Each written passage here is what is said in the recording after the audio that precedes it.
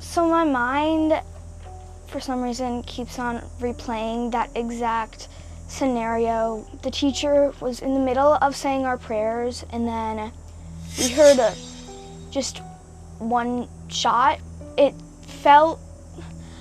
I smelled smoke before everything. So I was just at church, and I heard something like really loud, like I thought it was fireworks in the church, and then I saw the shooting. Try to make sense of such a senseless act of violence. Please remember Fletcher for the person he was and not the act that ended his life. Give your kids an extra hug and kiss today. We love you, Fletcher. You'll always be with us.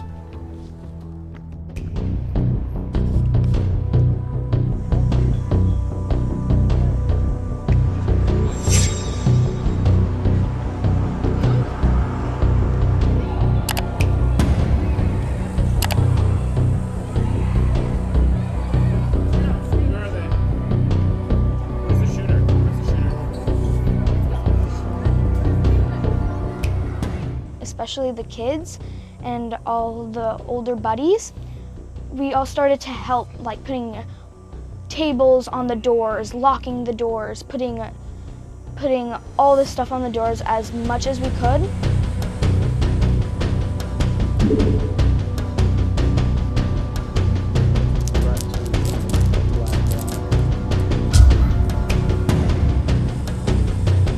And this one's for me, in case I need it. I regret everything. I didn't ask for life. I don't know how I'm gonna fill in the rest for y'all.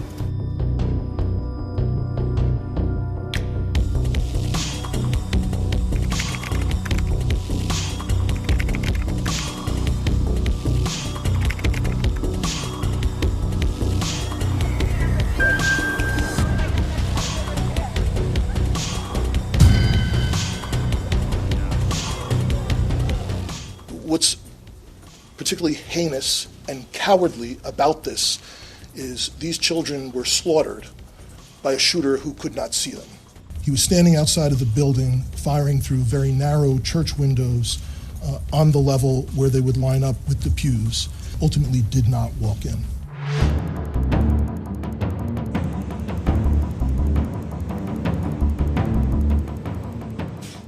Crazy, like, there is no way a parent should be worrying about dropping their kids to school and be worrying that somebody's going to come to shoot to the school or to a church. Why? I don't know how many more kids need to die.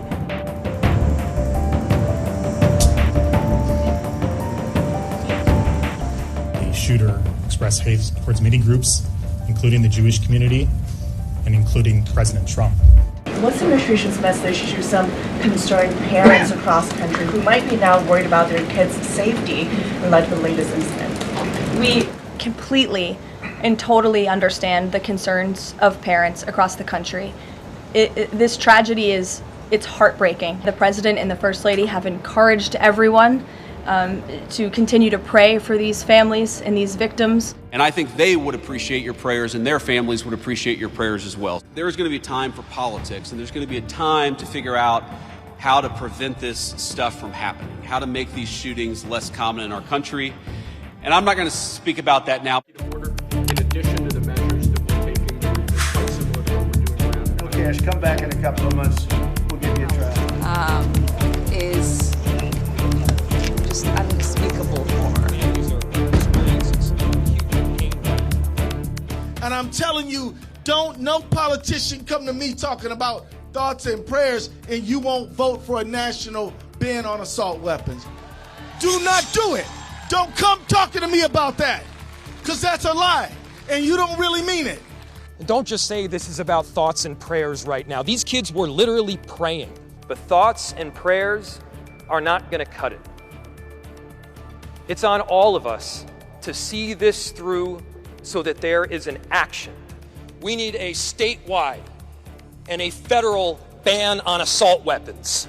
It's why, uniquely in America, we have the capacity to not change what we know we can.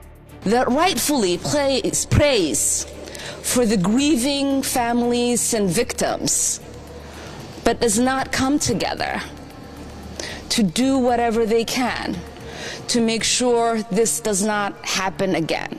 Attacked prayer and pushed gun control in the aftermath of yesterday's shooting. What's the White House's response to their comments? Frankly, I think they're incredibly insensitive and disrespectful to the tens of millions of Americans of faith across this country who believe in the power of prayer, who believe that prayer works, and who believe that in a time of mourning like this, when beautiful young children were killed while praying in a church, it's utterly disrespectful to deride the power of prayer in this country, and it's disrespectful to the millions of Americans of faith. Somebody else I know. Well, I just want to thank everybody very much. It's worse than ever. Just a short while ago, in the Capitol, Washington, D.C.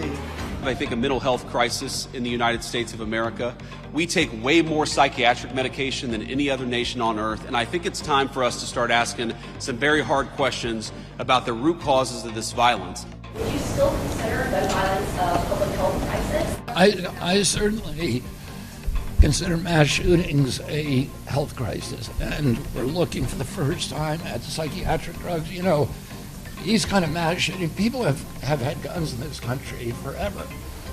When I was a kid, we had shooting clubs at our school. People, kids, my classmates, other people, would bring a .22 rifle with their guns to school and park it in the parking lot. Nobody was shooting, so there's never been a time in America, in the history of humanity, something changed, and it dramatically changed human behavior. And one of the culprits we need to examine is whether the fact that we are the most over-medicated nation in the world